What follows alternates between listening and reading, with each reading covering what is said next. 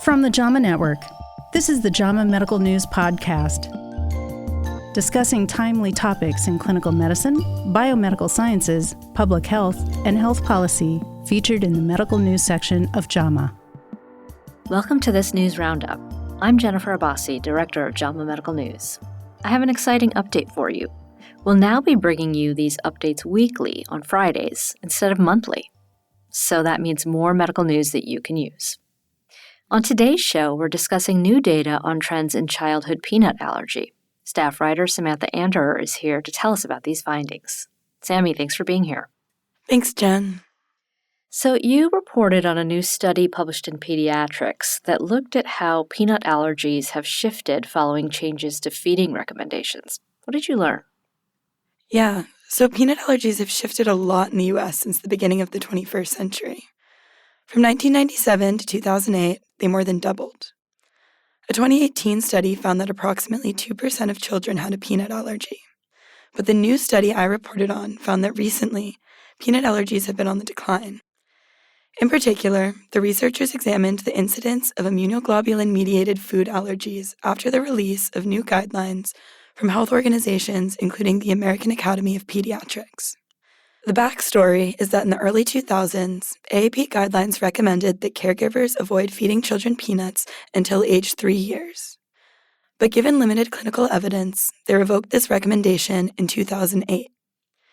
Even so, they still didn't come out and say, feed infants peanuts.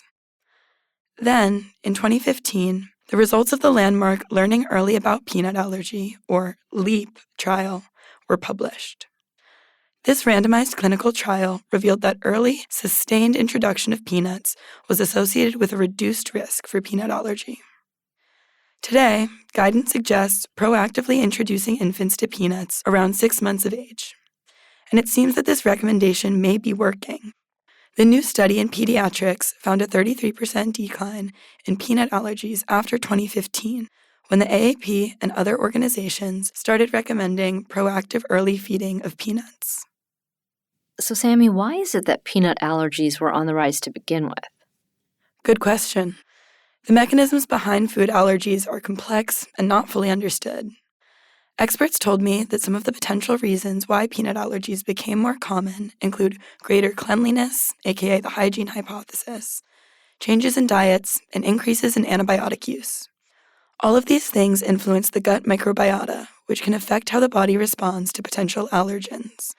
So as peanut allergies became more common and were causing anaphylaxis, the idea was that children could sidestep the hazard by steering clear of top allergens. But that advice may have actually backfired, since trials suggest that introducing peanuts early is actually protective. And the new study of real-world data appears to support this approach. So what are some of the biggest takeaways from this research? Well, the study was large, but it wasn't nationally representative. And the researchers didn't have data on whether feeding practices actually changed when the guidelines were updated. But still, the experts I spoke with said that it seems like peanut allergies are moving in the right direction, with an apparent reduction. One expert said that we've over-medicalized when foods are introduced. As she said, babies are resilient and they're meant to try new foods.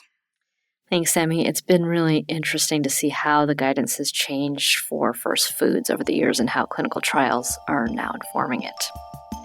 All right, if you'd like to learn more, we'll include a link to this story in the show description.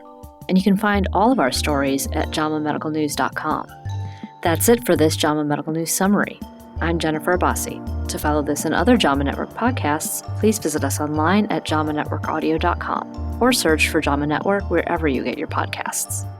This episode was produced by Daniel Morrow at the JAMA Network. Thanks for listening, and join us again next time. This content is protected by copyright by the American Medical Association with all rights reserved, including those for text and data mining, AI training, and similar technologies.